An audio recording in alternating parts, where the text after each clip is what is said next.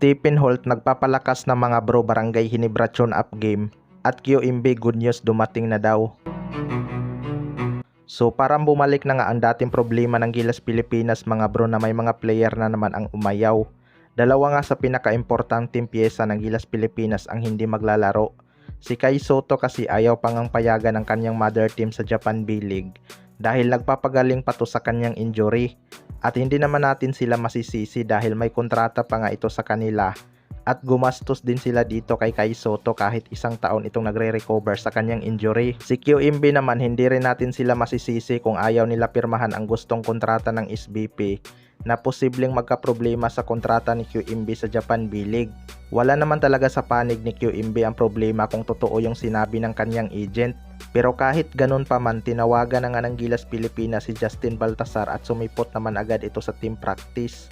Marami namang nagpasalamat sa Converge management lalo na kay Delta Pineda na pinahiram ang kanilang dalawang star player sa Gilas kahit SMC at MVP ang humahawak dito. Marami ngang nagalit kay Delta Pineda noong quarterfinals dahil sa naging komento nito sa tawagan ng referee.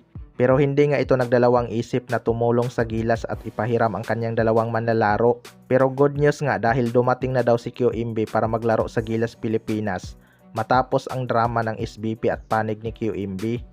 Sa kabilang banda naman mga bro Barangay Ginebra Stephen Holt nagpapalakas na tune-up game kailan. Ito ngang si Stephen Holt ay hindi maganda ang naipakitang performance last conference kaya maraming bumabati ko sa kanya at majority ng mga fans gusto pa siyang ipatrade.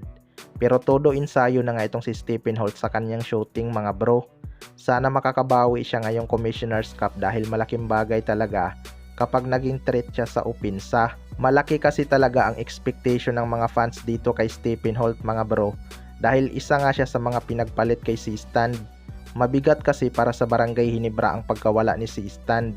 Malaking butas kasi ito sa kanilang front court. Marami ding nagtatanong mga bro kung kailan ang tune-up game ng Barangay Ginebra dahil nagsimula na ngang makipag-tune up ang ibang team. Wala pa ngang inilabas na report ang kampo ng Barangay Ginebra sa kanilang magiging tune-up game mga bro dahil nakapokus pa si Coach Tim Con sa ating national team na Gilas Pilipinas.